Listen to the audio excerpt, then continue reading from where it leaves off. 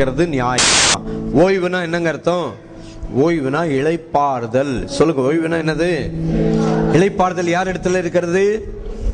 இயேசுதான். யாரு இளைப்பாறுதலை கொடுக்கிறவர்? யாரு? நீங்க எந்த யோகா பண்ணாலும் உனக்கு இளைப்பாறுதல் கிடையாது. எங்க இளைப்பாறுதல் உண்டு? இயேசு கிறிஸ்துவிடத்தில் மட்டுமே இளைப்பாறுதல் உண்டு. ஆகவே அவர் சொல்லுகிறார், நீங்கள் சுகமாய் இருப்பது நியாயம். ஆகவே நீங்கள் பலவீனத்திலே தரித்திரத்திலே இருப்பது என்ன கிடையாது? நியாயமே கிடையாது. ஆமே, நம்புறீங்களா? நீங்க பலவீனத்தில் இருப்பது என்ன கிடையாது? நியாயமே கிடையாது. ஒருவனுக்கு 100 ஆடு இருந்து 100 ஆடு இருந்து 1 காணாம போனா என்ன செய்வாரு? 99 விட்டுட்டு 1 தேடி போவாராம். என்னுடைய ஆண்டவர் அவ்வளவு நல்லவர். உங்களை தேடி உங்க வீட்டுக்குள்ளாக இன்றைக்கு உங்களுக்கு இந்த நல்ல செய்தியை கர்த்தர் கொடுத்து கொண்டிருக்கிறார். ஹல்லேலூயா. கர்த்தர் உங்களை விடுதலையாக்க விரும்புகிறார். ஹல்லேலூயா. கர்த்தர் உங்களுக்கு அற்புதம் செய்ய விரும்புகிறார். கர்த்தர் உங்களை ஆசீர்வதிக்க விரும்புகிறார். Glory. Hallelujah. Thank you Lord Jesus. இப்போ மார்க்கு சுவிசேஷம் 2:13 படிங்க. அவர் மறுபடியும் புறப்பட்டு கடல் அருகே போனார். அப்பொழுது ஜனங்கள் எல்லாரும் அவரிடத்தில் வந்தார்கள். ஜனங்கள் எல்லாரும் என்ன செய்தார்கள்? கவனிக்கிறீங்களா? எங்கெல்லாம் இயேசு போனாரோ அவர் இஸ் நாட் அன்அப்ரோச்சபிள். ஆண்டவர் இயேசு கிட்ட போக முடியாதபடிக்கு கடினமான தெய்வம் கிடையாது. ஜனங்கள் எல்லாரும் அவரிடத்தில் என்ன செய்தார்கள்? வந்தார்கள். இயேசு கிறிஸ்து எந்த இடத்துல தெரியுமா ரொம்ப சந்தோஷமா இருந்தாரு? அவரை பார்த்து சொன்னாங்க, இவர் யாரு?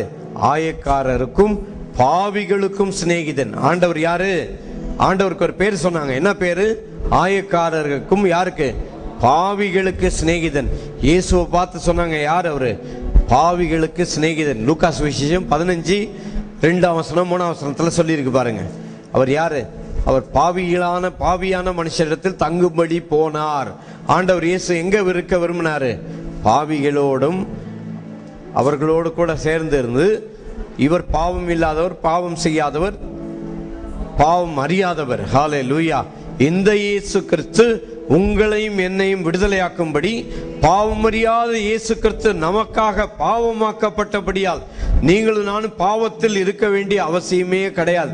இயேசு கிறிஸ்து நம்மை விடுதலையாக்கி விட்டார். ஆமென். ஹல்லேலூயா. நம்முடைய ஆண்டவர் விடுதலை கொடுக்கிற தேவன். ஓய்வு நாளில், ஓய்வு என்று சொன்னாலே இளைப்பாறுதல். ஆண்டவர் இயேசு என்ன கொடுக்க விரும்புகிறார்? இளைப்பாறுதல். அந்த இளைப்பாறுதலை அந்த மனுஷனுக்கு கொடுப்பதற்கு எல்லாரும் பல்ல கடிச்சு பார்த்துக்கிட்டு இருக்கிறான். இந்த ஆளு எல்லாரையும் சுகமாக்குறாரு. அதுவும் என்னைக்கு சுகமாக்குறாரு? ஓய்வு நாள்ல. ஆண்டவர் இயேசு யார்கிட்ட ரொம்ப கடுமையா பேசினார் தெரியுமா? பரிசேயர்கிட்டையும் சதுசேயர்கிட்டையும் தான். ஆனா பாவிகளிடத்துல என்ன செய்யல? எப்பா சகை சீக்கிரம் வா, நான் வீட்டுக்கு வரேன்னு சொன்னாரு. பரிசேயனை பார்த்து நான் வீட்டுக்கு வரேன்னு சொல்லல. யாருக்கிட்ட சொன்னாரு? பாவிகளிடத்துல தங்குபடிக்கு போனார். ஆண்டவர் இயேசு ஜனங்கள் எல்லாரும் அவரிடத்தில் வந்தார்கள் என்று மார்க்கு சுவிசேஷம் 2:13 சொல்லி இருக்குது. அது மட்டுமல்லால் மார்க்கு சுவிசேஷம் 2:2 படிங்க. இப்போ வாசலுக்கு முன்னும் பின்னும் இடம் போகாதபடிக்கு அநேகர் கூடி வந்தார்கள். அவர் வீட்டில் இருக்கிறார் என்று ஜனங்கள் கேள்விப்பட்டார்கள். இயேசு ஒரு வீட்டில் இருக்கிறாரு சொன்னா ஜனங்க என்ன செஞ்சிருவாங்க? அந்த வீடு ஃபுல்லா நிரம்பி தேடி வந்துருவாங்க. அதே போல இயேசு கிறிஸ்து இன்றைக்கு உங்கள் வாழ்விலே உங்களை தேடி வந்திருக்கிறார். ஆண்டவர் சொல்றார், நீங்கள் தரித்திரத்தில் இருப்பது, சாபத்தில் இருப்பது, பலவீனத்தில் இருப்பது என்ன கிடையாது? நியாயமே கிடையாது. அந்த சூம்பின கையுடைய மனுஷனை பார்த்து ஆண்டவர் சொன்னார், எழுந்து நில் என்று சொன்னார். அது மட்டும் இல்லாமல் உன் கையை நீட்டு என்றார். உங்களுக்கு என்னென்ன பலவீனம் இருக்கிறதோ அந்த இடத்துல இப்பொழுது கையை வைத்துக் கொள்ளுங்கள். என் ஆண்டவர் இயேசு இப்பொழுது உங்களை சுகமாக்குவார். ஹல்லேலூயா. எல்லா பலவீனங்களும் எல்லா அந்தகார கிரியைகளும் இயேசு கிறிஸ்துவின் நாமத்திலே இப்பொழுதே நீங்கி இயேசு கிறிஸ்துவின் நாமத்திலே எல்லாரும் சுகத்தை பெற்றுக் கொள்ளுங்கள். க்ளோரி. ஹல்லேலூயா. எங்க ஒரு மனுஷன் பரலோகத்துக்கு போறதுக்கு கண்டிஷன் என்ன? ஒரு மனுஷன் அதாவது செத்து போனதுக்கு அப்புறம், கவனிங்க நல்லா கேளுங்க, செத்து போனதுக்கு அப்புறம் மறுபடியும் நாயா பிறக்கிறது, பூனையா பிறக்கிறது, எலியா பிறக்கிறது, கரப்பாம்பூச்சியா பிறக்கிறது, அப்புறம் காக்காவை பிறக்கிறதா, அப்புறம் நீ எத்தனை கா கா கா கான்னு கத்துனாலும் செத்து போன ஆள் திரும்பி மறுபடியும் வரப்போறதில்ல. கவனிச்சிங்களா? ஹலோ, கா கா கான்னு சொல்லிட்டு அடிக்கடி நான் சத்தம் கேட்கும். நம்ம வீடு மாடியில் இருக்குது பாருங்க, சத்தம் போடுவாங்க. என்னவா? செத்து போன ஆளுக்கு சோறு கொடுக்குறாங்களாம். நீ எத்தனை காக்கா சத்தம் போட்டாலும் செத்து போனதுக்கு அப்புறம் மறுபடியும் நீ உயிரோட வர முடியாது. சரியா? நீ செத்து போனதுக்கு அப்புறம் எங்க போகணும்? கர்த்தரிடத்திலே நீ போக வேண்டும் என்றால் என்ன செய்யணும்? என்னங்க செய்யணும்? இயேசு கிறிஸ்துவை என்ன செய்யணும்? நீ பாவம் செய்யாததுனால, நீ நல்லவனா இருக்கிறதுனால நித்திய வாழ்வு கிடையாது. இயேசுவை ஏற்றுக்கொண்டால் மட்டுமே என்ன உண்டு? நித்திய ஜீவன் உண்டு. இயேசு இல்லைன்னா உனக்கு என்ன கிடையாது? நித்திய ஜீவன் கிடையவே கிடையாது. விளங்குதா? நித்திய ஜீவன் யார் இடத்துல இருக்கிறது? தேவன் தம்முடைய ஒரே பேரான குமாரனை விசுவாசிக்கிறவன் எவனோ, எந்த கந்தசாமி குந்தசாமியா இருந்தாலும் சரி, அவன் என்ன செய்வான்? கெட்டு போகாமல் நித்திய ஜீவனை அடையும்படிக்கு அவரை தந்தருளி. சரி, இப்ப எதுக்காக இதை நிறுத்தி சொல்லிட்டு இருக்கிறேன்? இதுல ஒரு விஷயம் இருக்குது. என்னன்னா, நிறைய பேர் ஊழியம் செய்யறேன்னு இங்க ஓடுறேன் அங்க ஓடுறேன்னு பெரிய பெரிய கதை சொல்லிட்டு இருக்கிறாங்க. என்ன செஞ்சாங்களாம்? ஊழியம் செய்யறாங்களாம். நீ ஊழியம் செஞ்சியே எத்தனை பேரை இயேசுவே ஆண்டவர்னு சொல்ல வச்சே நீ? விளங்குதா? ஒரு மனுஷன் பரலோகத்துக்கு எப்படிங்க போக முடியும்? எப்படி கண்டிஷன் என்ன? ஒரு மனுஷன் ரட்சிக்கப்பட்டதுக்குரிய நிபந்தனை என்ன? கோயிலுக்கு வா, அதானே? அப்படியா? எந்த ஒரு ஆளை பார்த்தாலும் என்ன சொல்லுவாங்க நம்ம ஆளுங்க? ஊழியம் செஞ்சுட்டு எங்க வா? கோயிலுக்கு வா. முதல்ல அந்த மனுஷனை பிடிச்சி, டேய், இப்போ இயேசுவே என் உள்ளத்தில் வாரும். உள்ளத்துல இயேசு வந்துட்டாருன்னா அதுக்கப்புறம் வெளியே போகவே மாட்டாரு. நீ உன் வாழ்க்கையில வெளிச்சம் வந்துச்சுன்னா அதுக்கப்புறம் என்ன கிடைக்கும்? என்ன வராது? இருட்டு வரவே வராதுன்னு சொல்லி எத்தனை பேரை இயேசுவை ஏத்துக்க வச்ச கேளுங்க. சரிதானா? உங்ககிட்ட வந்துட்டு நாங்க அங்க ஊழியத்துக்கு போனோம், இங்க ஊழியத்துக்கு போனோம், அந்த கிராமத்துக்கு போனோம், இந்த கிராமத்துக்கு போனோம்னு பெரிய கதை பேசினானுங்கன்னா அவனுங்க கிட்ட கேளுங்க. யார்? அது மட்டும் இல்ல, அந்த கிராமம் இந்த கிராமம் இல்ல, எங்க போறாங்களாம்? இங்க இருந்து வட இந்தியா போறான். போயிட்டு அது போறது மட்டும் இல்ல, என்கிட்ட காசு வாங்கிட்டு போறான். என்கிட்ட வந்து, எப்பா வட இந்தியாவுக்கு போறேன், எனக்கு என்ன கொடு, 5000 ரூபாய் கொடுன்னு சொல்லி கேட்கறாங்க என்கிட்ட. சரி, ஏதோ இயேசுநாதர் பேரை சொல்றாங்களேன்னு நானும் கொடுத்துடுறது. சரி போ அப்படின்னுட்டு. சரி, நீ போறியே, அங்க எத்தனை பேரை இயேசு கிறிஸ்துவை ஏற்றுக்கொள்ளும்படிக்கு ஜெபம் சொல்லி கொடுத்தீங்க? புரியுதா நான் சொல்றது? நீ எங்க போய் ஊழியம் செஞ்சாலும் இயேசு கிறிஸ்துவை ஒரு மனுஷன் ஏற்றுக்கொள்ளலைன்னா என்ன கிடையாது? பிரயோஜனமே கிடையாது. ஒரு மனுஷன் ரட்சிக்கப்பட்டதுக்கு நிபந்தனை என்ன? என்னங்க நிபந்தனை? கோயிலுக்கு வரணுமா? என்ன செய்யணும்? வசனத்தை படிங்க. ரோமர் 10:9-10 படிங்க. கர்த்தராகிய இயேசுவை நீ உன் வாயினாலே அறிக்கையிட்டு தேவன் அவரை மரித்தோரிலிருந்து எழுப்பினார் என்று உன் இருதயத்திலே விசுவாசித்தால் என்ன செய்வாய்? ரட்சிக்கப்படுவாய். கவனிக்கிறீங்களா? இந்த சுவிசேஷத்தை பத்தி சொன்னதுனால மறுபடியும் இன்னொரு குறிப்பு நான் சொல்றேன். அது நம்ம ஊர்ல நிறைய என்ன இருக்குது? இங்க இருந்து வட இந்தியாவையும் தீவுகளையும் அங்கேயும் இங்கேயும் எங்கெல்லாமோ போய் சந்திக்கிறாங்களாம். ஆனா ஆண்டவர் என்ன சொல்றாரு? ஏசாயா புத்தகம் 42ஆம் அதிகாரத்துல, இயேசு கிறிஸ்துவின் சத்தத்தை தீவுகள் கேட்கும். நீ போய் தீவுக்கு போய் சொல்றியோ இல்லையோ, தீவுகள் என்ன செய்யும்? இயேசு கிறிஸ்துவின் சத்தத்தை கேட்கும். ஆண்டவர் சொன்னார், நீங்கள் உலகமெங்கும் போய் சர்வ சிருஷ்டிக்கும் சுவிசேஷத்தை பிரசங்கித்து என்ன செய்யுங்கள்? பிதா குமாரன் நாமத்தினாலே, கர்த்தராகிய இயேசு கிறிஸ்துவின் நாமத்தினாலே என்ன செய்யுங்கள்? ஞான ஸ்நானம் கொடுங்கள் என்று சொல்லி ஆண்டவர் சொன்னார். அதாவது நீ போய் ஊழியம் செய்யி, ஞான ஸ்நானம் கொடு, அவங்களுக்கு வந்து உபதேசம் பண்ணுன்னு சொன்னாரு. ஆனா இங்க இருந்து என்ன செய்யறாங்க? கவனிக்கிறீங்களா? நம்ம தமிழ்நாட்டு வழக்கத்தை சொல்றேன். என்ன செய்யணும்? இங்க இருந்து ஒரிசா போகணும். ஒரிசா பிரதர் ஒருத்தர் இங்க உட்கார்ந்து இருக்கிறார். இங்க இருந்து இங்க வட இந்தியாவுக்கு போறதுக்கு காசு கொடுன்னு சொல்லி வாங்கிட்டு போவாங்க. இந்த பழக்கம் பைபிள்ல இருக்குதா? ஹலோ, கவனிக்கிறீங்களா? இந்த பழக்கம் பைபிள்ல இருக்குதா? எல்லாம் திட்டுவாங்க, மிஷினரி ஆளுங்க எல்லாம் திட்டுவாங்க. டேய், நீ தான் காசு கொடுக்கலன்னா ஏன் இதெல்லாம் சொல்லி கொடுக்கறன்னு கேட்பாங்க. கவனிக்கிறீங்களா? இந்த பழக்கம் வேதத்துல கிடையாது. பவுல் அப்போஸ்தலனோ, பேதுருவோ, பிலிப்போ, பர்தலமேயுவோ, தோமாவோ என்ன செய்யல? அங்க எருசலேம்ல இருந்து சப்போர்ட் வாங்கிட்டு இந்தியாவுக்கு வரல. வேதத்துல யாருமே சப்போர்ட் வாங்கிட்டு எங்கேயும் ஊழியத்துக்கு போல. என்ன பண்ணாங்க? எருசலேம்ல இருந்து வெளியே ஊழியத்துக்கு போயிட்டு அங்கிருந்து பணத்தை கலெக்ட் பண்ணி யாருக்கு அனுப்புனாங்க? எருசலேமுக்கு அனுப்புனாங்க. நீ ஊழியம் செய்ய விரும்பினா எங்க போய் ஊழியம் செய்யி? இஸ்ரவேல்ல போய் ஊழியம் செய்யி. வட இந்தியாவுக்கு ஓடாத, எங்க போய் ஊழியம் செய்யி? இஸ்ரவேல் தேசத்துல போயிட்டு இப்ரேய மொழியை கத்துக்கிட்டு அங்க போய் ஊழியம் செய். அதனால வட இந்தியாவுக்கு போறோம், நாங்க அங்க போறோம், இங்க போறோம் அப்படின்னு சொல்லிட்டு இங்க வந்து காசு கேட்காதீங்க. வேதத்துல சொல்லப்பட்ட முறைமை என்னது? பவுல், பிலிப்பு இவங்கெல்லாம் என்ன பண்ணாங்க? எருசலேம்ல இருந்து போயிட்டு பவுல் சொல்றார், நான் எருசலேமுக்காக என்ன செய்தேன், வெளியே கொள்ளையடித்தேன் என்று சொல்லுகிறார். ஆகவே என்ன செய்யுங்க, சுவிசேஷம் ஊழியம் செஞ்ச என்ன செய்யணும், கர்த்தரை நம்பி துணிந்து தைரியமாய் போய் அவருடைய வல்லமையை வெளிப்படுத்தி போற இடத்துல போய் பணத்தை கலெக்ட் பண்ணி எங்க அனுப்புங்க, தமிழ்நாட்டுக்கு அனுப்புங்க. என்ன பாஸ்டர் இப்படி நடக்குமா அப்படின்னு சொல்லி இங்க இருக்கிற தம்பி எரேமியா கேட்பார். எங்க இருக்கிறாரு, ஒரிசாவில இருந்து வந்திருக்கிறார். ஆனா வேதத்துல சொல்லப்பட்ட முறை அப்படிதான். அதனால நீ எப்படி நடைமுறையில என்ன இருக்குதுன்றதெல்லாம் என்கிட்ட சொல்லாதீங்க. வேதத்துல என்ன சொல்லி இருக்குது, என்ன பண்ணாங்க, பிலிப்பு பேதுருலாம் என்ன பண்ணாங்க, சமாரியாவுக்கு போகும்போது எருசலேம்ல இருந்து கலெக்ட் பண்ணாங்களா, இங்க இருந்து சப்போர்ட் பண்ணு, எனக்கு மாசம் மாசம் பணம் அனுப்பு, சம்பளம் அனுப்பு, நான் எங்க இருக்கிறேன், சமாரியால போய் நான் ஊழியம் செய்யறேன், மக்கதோனியால போய் ஊழியம் செய்யறேன், அதனால எனக்கு பணம் அனுப்புன்னு சொல்லி அவங்க சொல்லல. என்ன செய்தார்கள், இயேசு கிறிஸ்துவை நம்பி அவர்கள் போய் ஊழியம் செய்தார்கள். சரி, இப்ப குறிப்புக்கு வந்துடுறேன், அதை விட்டுறக்கூடாதுல்ல. என்ன குறிப்பு, மறுபடியும் வாசிங்க. என்ன பண்ணோம், இயேசுவே ஆண்டவர். நான் அதில் தான் நிக்கிறேன், இன்னும் எதுல இருக்கிறேன், இயேசுவே ஆண்டவர்ல நின்றுட்டு இருக்கிறேன். யார் ஆண்டவர், யாரு அப்படின்னா என்ன அர்த்தம், இயேசுதான் கடவுள், இயேசுதான் யாரு, தெய்வம். யாரு, நம்முடைய தேவனாகிய கர்த்தர் ஒருவரே தேவன். சொல்லுங்க, நம்முடைய, எல்லாரும் சேர்ந்து சொல்லுங்க, நம்முடைய தேவனாகிய கர்த்தர் ஒருவரே தேவன். அவர் யாரு சொல்லுங்க, அவர் யாரு சொல்லுங்க, அவர் யாரு, பேசுங்க, இயேசு கிறிஸ்து. ஆமென். சொல்லுங்க, இயேசு கிறிஸ்து யாரு, ஆண்டவர். அப்படின்னா என்ன அர்த்தம், இயேசு கிறிஸ்துவே தேவன் என்று அர்த்தம். எல்லாரும் சேர்ந்து சொல்லாமா, ரைட். லூக்கா சுவிசேஷம் 14ஆம் அதிகாரம் முதல் வசனத்தை படிங்க. Look chapter 14.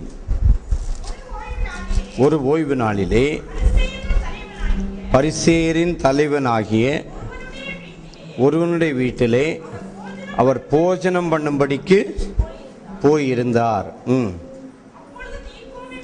அப்பொழுது நீர்க்கோவை வியாதியுள்ள ஒரு மனுஷன் அவருக்கு முன்பாக இருந்தான். ஹலோ, கவனிக்கிறீங்களா? இயேசு கிறிஸ்து ஒரு வீட்டுக்கு சாப்பிட போயிருக்கிறார். சாப்பிட போன இடத்துல என்ன, யார் இருந்தது, நீர்க்கோவை என்ற ஒரு வியாதி. யாரை பார்த்துருக்கிறீங்களா? நீர்க்கோவை என்ற வியாதினா பார்த்தீங்கன்னா அந்த ஆளுங்க பார்த்தீங்கன்னா குண்டா இருப்பாங்க, அப்படி அப்படி பார்த்தீங்கன்னா சும்மா சதையா இருப்பாங்க, பெருசா பெரிய அல்வா மாதிரி இருப்பாங்க ஆளுங்க. நீர்க்கோவை வியாதியுள்ள ஒரு மனுஷன் பார்த்துருக்கிறீங்களா? நான் பார்த்துருக்கிறேன். யாரா பார்த்துருக்கிறீங்களா? ஹலோ, நீர்க்கோவை வியாதியுள்ள ஒரு மனுஷன் இருந்தான். யார் முன்னால? இயேசு கிறிஸ்து சாப்பிட ஒரு வீட்டுக்கு போனார். அந்த சாப்பிட போனா அவர் யாருக்கிட்ட பேசணும்? பரிசேயர் வீட்டுக்கு போனா யார்கிட்ட இயேசு பேசணுங்க? யார்கிட்ட பேசணும்? பரிசேயர்கிட்ட தானே பேசணும். ஆனா அவருக்கு முன்னால யார் இருக்கிறாங்க? நீர்க்கோவை வியாதியுள்ள ஒரு மனுஷன் இருந்தான். ஆண்டவருடைய கண்ணு யார் மேல இருக்குது? யாரெல்லாம் பலவீனமா இருக்கிறீங்களோ உங்களை ஆண்டவர் இயேசு இப்பொழுது பார்க்கிறார். உங்களுக்கு விடுதலை கொடுக்கும்படிக்கு இயேசு வந்திருக்கிறார். நீங்க இந்துவோ கிறிஸ்தவமோ முஸ்லிமோ நீங்க யாரா இருந்தாலும் சரி, இயேசு கிறிஸ்து உங்களை விடுதலையாக்க விரும்புகிறார். எந்த நோயா இருந்தாலும் இயேசுவே, சொல்லுங்க, இயேசுவே கல்வாரி சிலுவையிலே என் பலவீனத்தை சுமந்தபடியால் உமக்கு நன்றி. இப்படி சொன்னீங்கன்னா உங்க நோய் உங்க மேல கிடையாது. உங்க நோய் யார் மேல இருக்குது? கல்வாரி சிலுவையில இயேசு கிறிஸ்துவின் மேல் இருக்கிறது. எத்தனை பேர் ஆண்டவர் இயேசு கிறிஸ்துவின் மேல் உங்கள் பலவீனத்தை பார்க்க விரும்புறீங்க? இப்போ உங்களுக்காக நான் ஜெபம் பண்ண போறேன். இயேசு விடுதலை கொடுக்க போறார். எத்தனை பேர் விடுதலை பெற்றுக்கொள்ள போறீங்க? அப்படியே டெலிவிஷன் முன்னால கையை நீட்டி இயேசுவின் அற்புதத்தை பெற்றுக்கொள்ளுங்கள். ஹல்லேலூயா. எந்த நோயா இருந்தாலும் எந்த பலவீனமா இருந்தாலும் இயேசு கிறிஸ்துவின் நாமத்தினாலே இப்பொழுதே இந்த சரீரத்தை விட்டு நீங்கி போ. இயேசு கிறிஸ்துவின் நாமத்தினாலே பரிபூரண சுகம் இயேசுவின் நாமத்திலே இப்பொழுதே உண்டாவதாக. ஏனென்றால் நீங்கள் தரித்திரத்தில் இருப்பது என்ன கிடையாது, நியாயமே கிடையாது. ஆண்டவர் சொன்னார், அங்கே பரிசேயனுடைய வீட்டிலே அங்கே சாப்பிட்றதுக்கு போயிருந்தார். அங்கே நியாய சாஸ்திரிகளும் பரிசேயரும் உட்கார்ந்திருக்கும் பொழுது அவங்கள பார்த்து கேட்கிறார், ஓய்வு நாளிலே சுத்தமாக்குகிறது நியாயமா? அப்போ ஓய்வு நாளில் வியாதியா இருக்கிறது நியாயமா? இயேசு கிறிஸ்துவும் அவருடைய இளைப்பாறுதலும் உங்கள் வாழ்க்கையில வந்த பிறகு உங்கள் சரீரத்திலே பலவீனம் இருப்பது நியாயமா? நியாயமே. ஓய்வு நாளிலே பலவீனமா இருப்பது என்ன கிடையாது. ஓய்வு நாள் யாரு? இயேசு கிறிஸ்து. இயேசு கிறிஸ்துவோடு கூட நீங்கள் வாழும் பொழுது பலவீனத்திலே நீங்கள் இருப்பது என்ன கிடையாது. கிடையாது. ஆண்டவர் இயேசு உங்களை விடுதலையாக்க விரும்புகிறார். எத்தனை பேர் விடுதலை பெற்றுக்கொள்ள விரும்புறீங்க? இயேசு கிறிஸ்துவின் விடுதலை பெற்றுக்கொள்வீர்கள். இப்போ பெற்றுக்கொள்ளுங்கள். Receive it in the name of Jesus. பெற்றுக்கொள்ளுங்கள் இயேசு கிறிஸ்துவின் நாமத்தினாலே. ஹalleluya. அவர்களை உடனே என்ன தெரியுமா, அவங்க எல்லாம் ஒருத்தர் முறைச்சாங்க. உடனே அதற்கு அவர்கள் பேசாமல் இருந்தார்கள். அப்பொழுது அவனை சொஸ்தமாக்கி அவர்களை நோக்கி, உங்களில் ஒருவனுடைய கழுதையாவது எருதாவது ஓய்வு நாளிலே துறவிலே விழுந்தால் அவன் அதை உடனே தூக்கி விட மாட்டானோ? அதற்கு அவர்களால் உத்தரவு சொல்லக்கூடாமற் போயிற்று. ஆண்டவர் இயேசு நல்லவர், உங்களை சுகமாக்க விரும்புகிறார். ஹalleluya, glory, hallelujah, thank you, glory. எல்லாரும் சேர்ந்து சொல்ல, இயேசு கிறிஸ்து உங்க பாவத்தையும் தரித்திரத்தையும் பலவீனத்தையும் சாபத்தையும் சிலுவையிலே சுமந்து விட்டார் என்றால் நீங்கள் அதை சுமக்க கூடாது. அதுதான் சுவிசேஷத்தின் நல்ல செய்தி. இயேசு வேணுமா, தரித்திரம் வேணுமா? இயேசு வேணுமா, சாபம் வேணுமா? யாருங்க வேணும்? இயேசு கிறிஸ்துவே எல்லாவற்றையும் சுமந்து தீர்த்தவர், எல்லாவற்றையும் சுமந்து வெற்றி சிறந்தவர். வெற்றி சிறந்தவர் யாரு? அவர். வாலிபரே வாசிங்க, 1 யோவான் 2:13 படிங்க.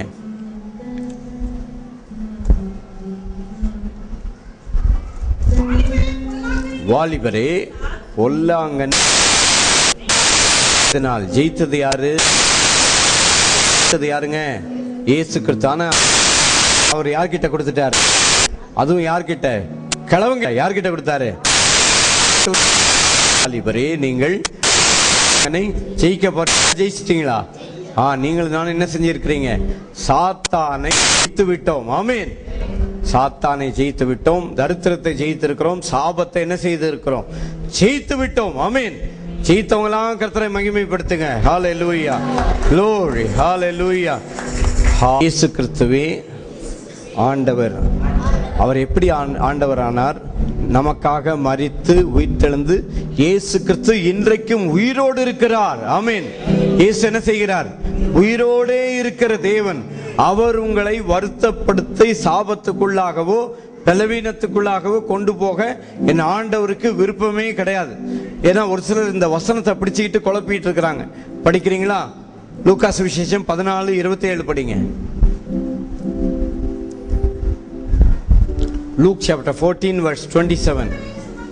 தன் சிலுவையை சுமந்து கொண்டு எனக்கு பின் செல்லாதவன் எனக்கு சீஷனாய் இருக்க மாட்டான். அதனால என்ன பண்றாங்க? அமெரிக்கால கூட ஒரு ஆள் என்ன பண்றாரு? ஒரு சிலுவை ஒன்றை செஞ்சு வச்சுக்கிட்டு தோள் மேல வச்சு சுமந்துகிட்டே போறார். சாகர வரைக்கும் சுமக்கிறேன்னு சுமந்துட்டு போறாரு. ஹலோ, கவனிக்கிறீங்களா? நடந்தது தான் இப்ப நடக்கிறத சொல்லிக்கிட்டு இருக்கிறேன்னா. அமெரிக்கால ஒரு ஆள் என்ன செய்யறாரு? ஒரு நல்ல மரத்துல ஒரு சிலுவையை செஞ்சு எங்க போனாலே எதை தூக்கிட்டு போவாரு? சிலுவையை தூக்கிட்டே போவார். ஏன்னா இயேசு சொன்னார், என்ன சொன்னாரு? தன் சிலுவையை எடுத்துக்கொண்டு என்னை பின்பற்றாதவன் எனக்கு சீஷனாய் இருக்க மாட்டான். அதனால எத்தனை பேர் சிலுவை சுமக்க போறீங்க? சிலுவை சுமக்க போறீங்களா? எத்தனை பேருக்கு இருப்போம்? பரவாயில்ல, நம்ம சபையார் எல்லாரும் தெரிஞ்சுக்கிட்டீங்க. நீங்களும் நானும் சிலுவை சுமக்க வேண்டிய அவசியம் இல்லை. ஏன் சிலுவை சுமக்க வேண்டாம்? எனக்கு பதிலாக இயேசு சுமந்துட்டாருன்னு பதில் சொல்லுவீங்க. ஆனா வசனம் என்ன சொல்லுது? படிக்கிறீங்களா? கலாத்தியர் 2:20 படிங்க. பவுல் சொல்றார் கலாத்தியர் 2:20, கிறிஸ்துவுடனே கூட சிலுவையில் அறையப்பட்டேன், ஆயினும் பிழைத்திருக்கிறேன். அப்படின்னு என்ன அர்த்தம்? கவனிங்க, ஹோல்ட் ஆன். அதில் அப்படின்னு எடுத்துங்க. சிலுவையில் அறையப்பட்டது யாரு? இயேசுவா பவுலா? யாருங்க? இயேசு கிறிஸ்து சிலுவையில் அறையப்பட்டார். ஆனா பவுல் என்ன சொல்றார்? கிறிஸ்துவுடனே கூட என்ன செய்யப்பட்டேன். அப்ப நம்ம கூட சொல்லலாமே சேர்ந்து, கிறிஸ்துவுடனே கூட சிலுவையில் அறையப்பட்டேன், ஆயினும் பிழைத்திருக்கிறேன். படிங்க. இனி நான் அல்ல, இயேசுவே என்னில் தப்பு. இனி நான் அல்ல, கிறிஸ்துவே எனக்குள் பிழைத்திருக்கிறார். நான் இப்பொழுது என் மாம்சத்தில் பிழைத்திருக்கிறதோ என்னில் அன்பு கூர்ந்து எனக்காக தம்மை தாமே ஒப்பு கொடுத்த தேவ குமாரனை பற்றும் விசுவாசத்தினாலேயே பிழைத்திருக்கிறேன். கவனிக்கிறீங்களா? இயேசு சிலுவை சுமக்கும் போது சிலுவை சுமந்தது யாரு? யாருங்க? நம்ம தான் சுமந்தோன்னு சொல்றாரு. கவனிச்சிங்களா? இயேசு சிலுவை சுமக்கிறதுக்கு முன்னால சொன்னாரு சிலுவை சுமக்கணும்னுட்டு. இப்போ நம்ம சிலுவை சுமக்கிறதுக்கு பதில் சுமந்தது யாரு? இயேசு கிறிஸ்து என்ன செஞ்சிட்டாரு? அவர் தான் சுமந்தாரு. ஆனா அவர் சுமந்துட்டு என்ன சொல்றாரு? நீ தான் சுமந்துட்டேன்னு சொல்றாரு. எப்படின்னா கலாத்தியர் 2:20 வச்சு நீங்க கற்றுக்கொள்ளலாம். என்ன சொன்னாரு? இனி நான் அல்ல பிழைப்பது யாரு? கிறிஸ்துவே எனக்குள் பிழைத்திருக்கிறார். அதனாலதான் சொல்றோம், அவர் எண்ணி ஹோல்டான் இயேசு சிலுவையிலே மரித்த பொழுது உங்கள் தரித்திரம் சிலுவையிலே மரித்து விட்டது. ஆமென் சொல்லுங்க, ஆமென் சொல்லுங்க. இயேசு சிலுவையிலே மரித்த பொழுது உங்கள் பலவீனம் இயேசுவின் சரீரத்திலே போய்விட்டது. இயேசு சிலுவையிலே தொங்கின பொழுது நம்முடைய பாவங்கள், சாபங்கள், தரித்திரங்கள் எல்லாவற்றையும் இயேசு கிறிஸ்து சிலுவையிலே சுமந்து விட்டார். ஆகவே நீங்களும் நானும் சுமக்க வேண்டிய அவசியம் இல்லை. ஆமென். என்ன பாடுறோம் நம்ம? இயேசுவே ஆண்டவர் மரணத்திலிருந்து என்ன செய்தார்? உயிர்த்தெழுந்தார் என்றால் உங்களையும் என்னையும் அவரோடு கூட உயிர்ப்பித்து விட்டார். ஆமென். ஆகவேதான் சொல்லுகிறோம், இயேசுவே ஆண்டவர் மரணத்தினின்று கால்கள் யாவும் முடங்கும்.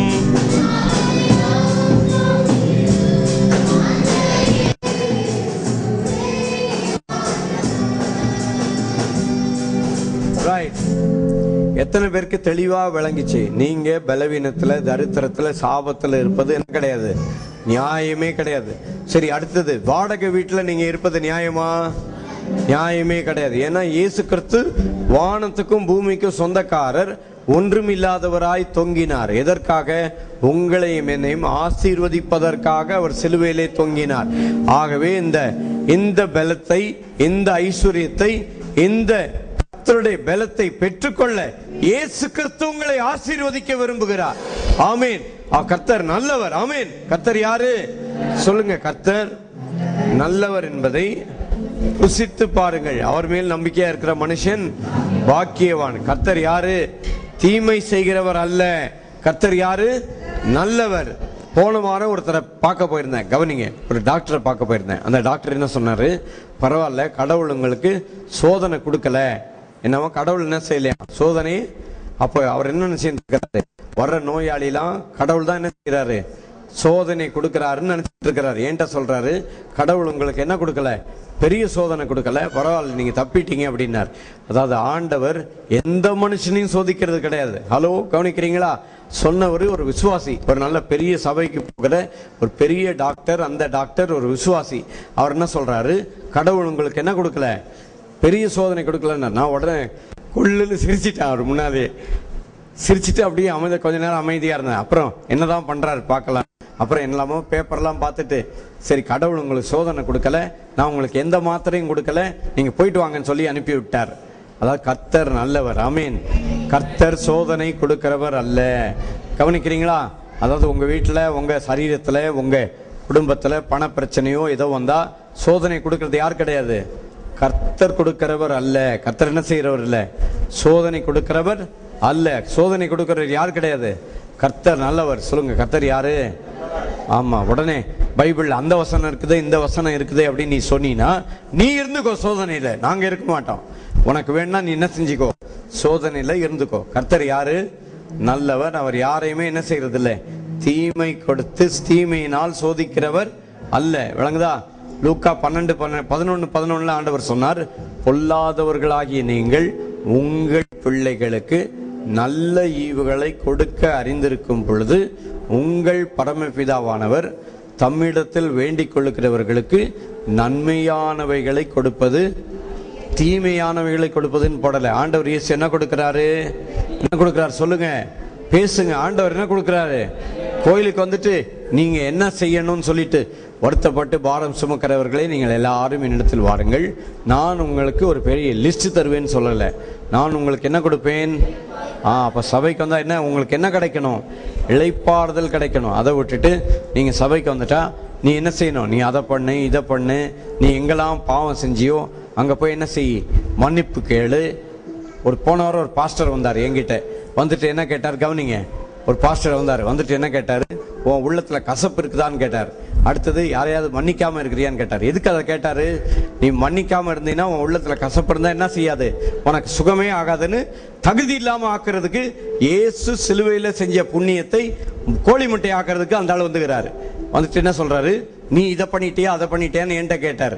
இந்த பாரு, நீ இதை பண்ணிட்டியா அதை பண்ணிட்டியான்னு கேட்டு பார்த்து ஆண்டவர் ஆசீர்வதிக்கிறவர் அல்ல. பிதாவானவர் யாரை பார்த்து உங்களை என்னை ஆசீர்வதிக்கிறார்? யாரை பார்த்துங்க? இயேசு கிறிஸ்துவின் குமாரனுடைய ரத்தத்தினாலே உங்களை என்ன கர்த்தர் என்ன ஆக்கிட்டாரு? விடுதலையாக்கி விட்டார். ஆமென். விடுதலை பெற்றவங்க எல்லாம் கர்த்தரை மகிமைப்படுத்துங்க. ஹல்லேலூயா. அதை விட்டுட்டு இயேசு, அதான் நிறைய பேர் என்ன சொல்றாங்க, நீ இந்த பாவம் செஞ்சிட்டுனா உனக்கு இது வந்துடும், நீ இதை பண்ணினா அதை உனக்கு என்ன செஞ்சிடும், நீ இதை பண்ணினா அதை பண்ணினா இது வந்துடும் அப்படின்னு சொன்னா, சிலுவையில் இயேசு கிறிஸ்து செஞ்சது கோழி முட்டை இல்லை. சிலுவையில் இயேசு செஞ்சது கோழி முட்டை இல்லை. கவனிக்கிறீங்களா? ஹலோ, சிலுவையில் இயேசு கிறிஸ்து செய்த கிரியைகளை ஒன்னும் இல்லாம ஆக்கிடாதீங்க. பிரசங்க யாரோ விசுவாசியா நீங்க யாரா இருந்தாலும் சரி, நீ அதை பண்ணிட்டே இதை பண்ணிட்டான்னு எந்த மனுஷனையும் பார்த்து கேட்காதீங்க. யார் பண்ணினதை பார்க்கணும்?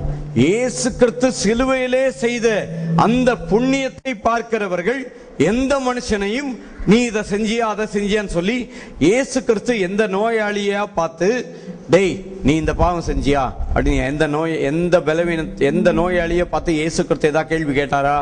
யாரையாவது தகுதி இல்லாம ஆக்கினாரா? யாரையா பார்த்துட்டு நீ இந்த பாவம் செஞ்சிட்ட அதனால நான் உன்னை சுகமாக்க மாட்டேன் சொன்னாரா? இல்ல. லூக்கா 5:17 ஆண்டவர் சொன்னார், அவரிடத்திலிருந்து வல்லமை வெளிப்பட்டபடியால் ஜனங்கள் யாவரும் அவரை தொடும்படிக்கு என்ன செய்தார்கள்? வகை தேடினார்கள். ஆகவே அவரிடத்திலிருந்து என்ன செய்கிறது? வல்லமை வெளிப்படுகிறது. அந்த வல்லமை இப்பொழுது இந்த செய்தியை கேட்டுக்கொண்டிருக்கிற அத்தனை பேர் மேலும் இறங்கி கொண்டிருக்கிறது. எத்தனை பேர் கர்த்தருடைய வல்லமையை பெற்றுக்கொள்ள விரும்புறீங்க? எல்லா சரீரத்தில் இருக்கிற பலவீனங்கள், சாபங்கள், எல்லா பண பிரச்சனையும் இயேசு கிறிஸ்துவின் நாமத்திலே இன்றைக்கே நீங்கி போவதாக. விடுதலை பெற்றுக்கொள்ளுங்கள் இயேசு கிறிஸ்துவின் நாமத்தினாலே. ஹல்லேலூயா, க்ளோரி. அவரே நல்லவர். ஆமென். ஹல்லேலூயா. எல்லாரும் சேர்ந்து சொல்லாமா? இன்னொரு முறை சொல்லுவோம். இயேசுவே ஆண்டவர், மரணத்தினின்று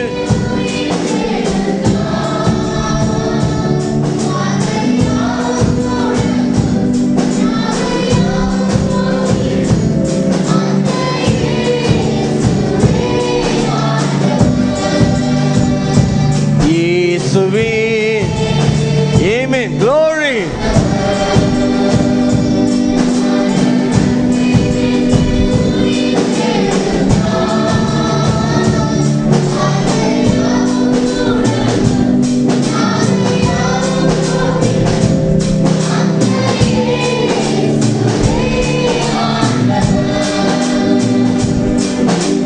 Right. உங்க வேலைக்கு யாரு ஆண்டவர்? யாருங்க? உங்க பணத்துக்கு யாரு ஆண்டவர்? உங்க சுகத்துக்கு யாரு ஆண்டவர்? சொல்லுங்க. உங்க பலவீனத்துக்கு யாரு? பலவீனத்துக்கு ஆண்டவர் இயேசு இல்ல. பலவீனத்துக்கு ஆண்டவர் சாத்தான். ஆனா உங்க சுகத்துக்கு ஆண்டவர் யாரு? இயேசு கிறிஸ்து. ஆமென். ஹல்லேலூயா. அதனாலதான் இயேசுவே ஆண்டவர் சொல்றோம். நீங்க அந்த சொல்ற நேரத்திலேயே உங்க சரீரத்துல நோய் பாருங்க அங்க இருக்காது. சொல்றீங்களா? எல்லாரும் சேர்ந்து க்ளோரி. எல்லாரும் சேர்ந்து சொல்லுங்க, இயேசுவே ஆண்டவர். நீங்க சொல்ல சொல்ல உங்க வாழ்வில் இருக்கிற பண பிரச்சனைகள், எல்லா விதமான சாபங்கள் இயேசுவின் நாமத்திலே இப்பொழுதே நீங்கும். எல்லாரும் சேர்ந்து சொல்லாமா? இயேசுவே ஆண்டவர். ஆமென். க்ளோரி.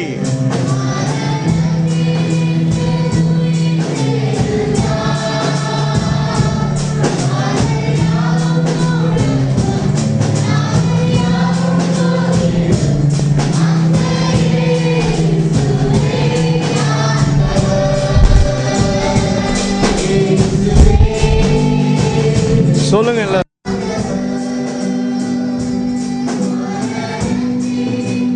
Glory, hallelujah.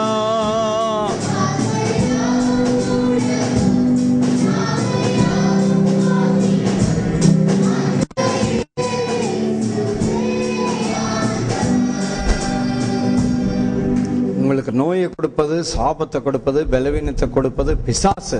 பிசாசின் கிரிகளை அழிக்கும்படிக்கு தேவகுமாரனாகிய இயேசு கிறிஸ்து வெளிப்பட்டார். ஆமென். க்ளோரி. ஆகவே இயேசு கிறிஸ்துவின் நாமத்தினாலே உங்க வாழ்வில் இருக்கிற சாபங்கள், தரித்திரங்கள், பலவீனங்கள் இப்பொழுதே நிற்க கூடாது. ஆமீன். எத்தனை பேர் நம்புறீங்க? உங்க வாழ்க்கைக்கு ஆண்டவர் யாரு? பலவீனம் கிடையாது, சாபம் கிடையாது. யாரு சொல்லுங்க, பேசுங்க. உங்க வாழ்க்கைக்கு ஆண்டவர் யாரு? இயேசுவே ஆண்டவர். பேசுங்க. ரொம்ப டயர்ட் ஆயிட்டீங்களோ? சொல்லுங்க, இயேசுவே ஆண்டவர். சொல்லுங்க, மறுபடியும் சொல்லுங்க பார்க்கலாம். இயேசுவே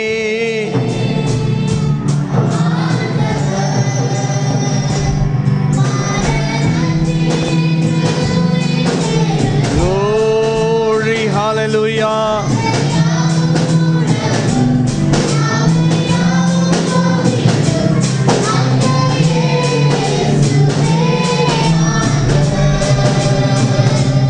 இயேசுவே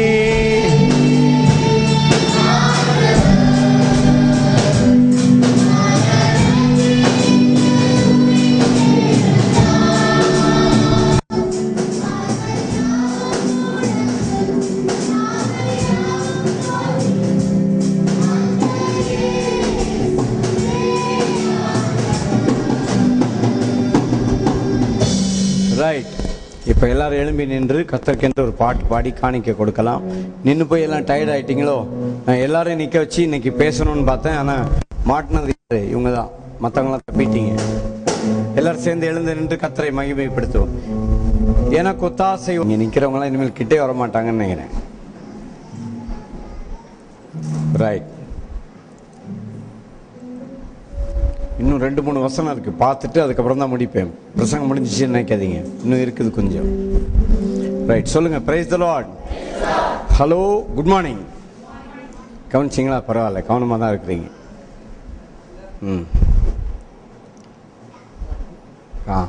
குட் ஆஃப்டர்நூனா? ரைட். பெரின் டைம் பார்க்குறேன். குட் மார்னிங் சொல்கிறதா குட் ஆஃப்டர்நூன் சொல்கிறதான்னு. அது ஒன்றும் இல்லை, செக் பண்ணுறதுக்காக சொன்னேன்.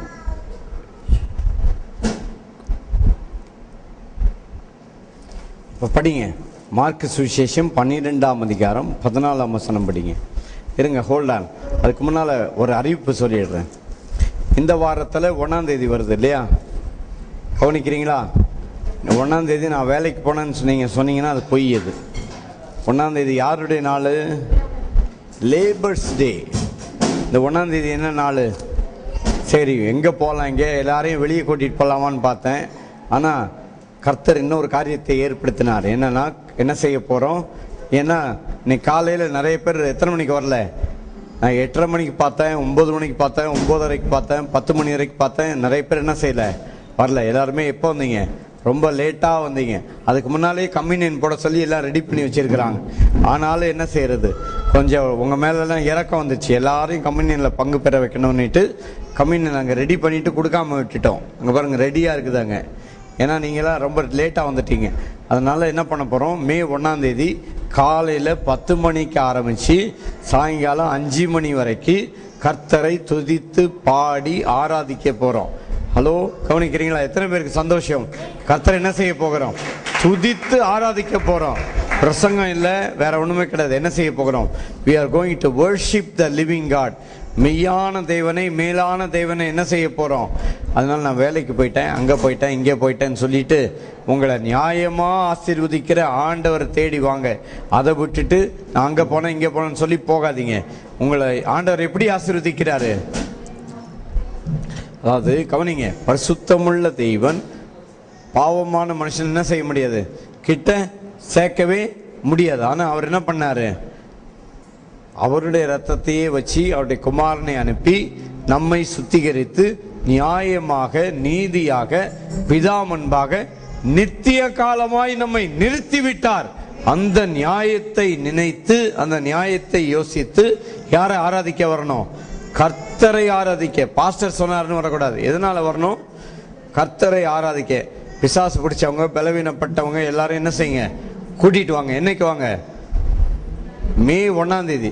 இங்க வந்து ஒரு அல்லேலூயா பண்ண எல்லா பேயும் ஓடி போயிடும். அதனால பிசாசு பிடிச்ச ஆள்ல என்னைக்கு கூட்டுவாங்க? மே 1ஆம் தேதி இந்த இடத்துல கூட்டிட்டு வாங்க. ஹல்லேலூயான்னு ஆரம்பிச்சோன்னா பேய் எல்லாம் என்ன செஞ்சிடும்? தானா ஓடி போயிடும். விளங்குதா?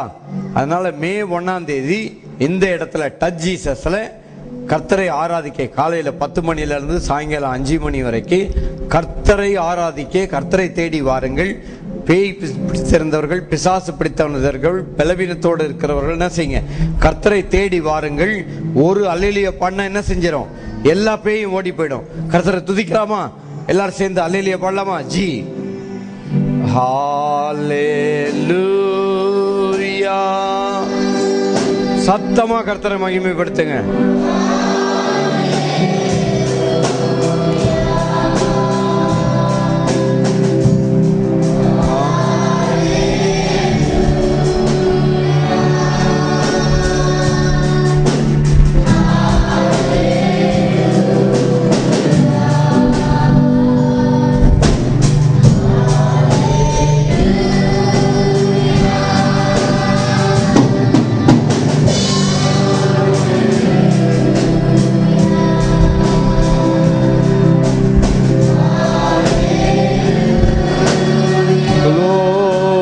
Hallelujah.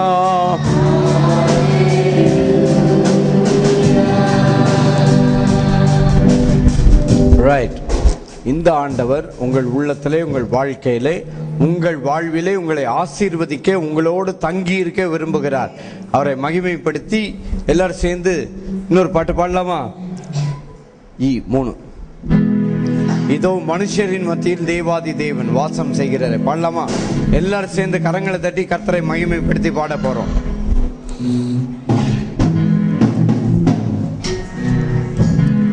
இதோ மனுஷரின் மத்தியில் தேவாதி தேவன் வாசம் செய்கிறாரே.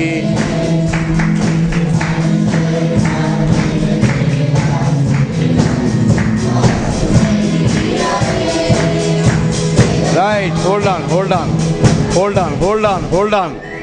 ரொம்ப லோவா இருக்கு, கொஞ்சம் உயர்த்தி பாடலாம். சீ கொடுங்க. 5. இதோ மனுஷரின் மத்தியில் தேவாதி தேவனே வாசம் செய்கிறாரே.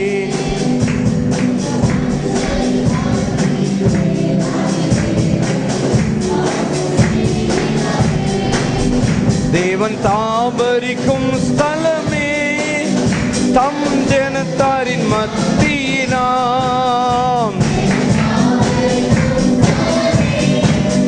தம் ஜனத்தாரின் மத்தியிலாம் தேவன் தாம் அவர்கள் தேவனாயிருந்து கண்ணீர் யாவையும் துடைக்கிறாரே. தேவன் தாம் அவர்கள் தேவனாயிருந்து மனுஷரின் மத்தியில் தேவாதி தேவனே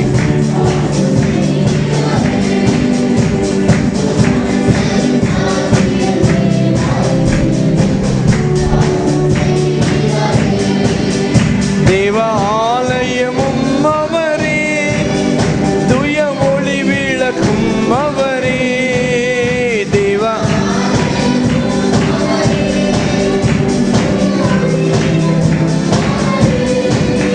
ஜீவனாலே தம் ஜனங்களின் தாகம் தீர்க்கும் ஜீவனதியும் அவரே.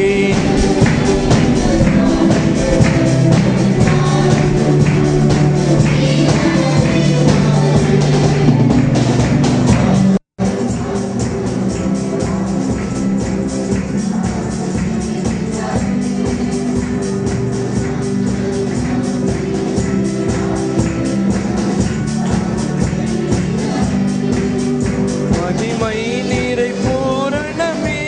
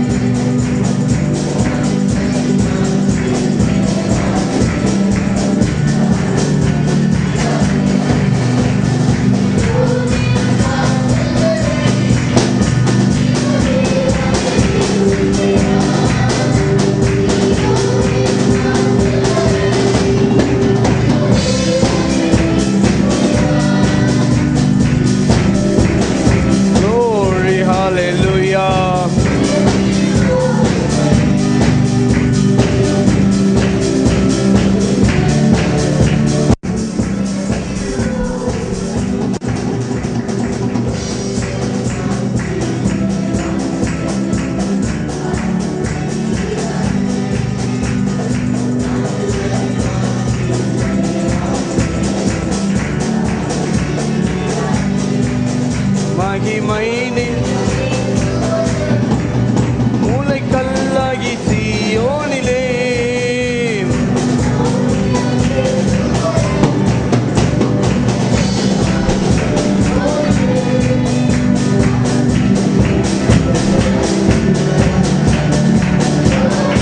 எல்லாரும் கர்த்தரை மகிமைப்படுத்துவோம். Glory. Amen. Amen. Ira baba di di di di mi di ma ba.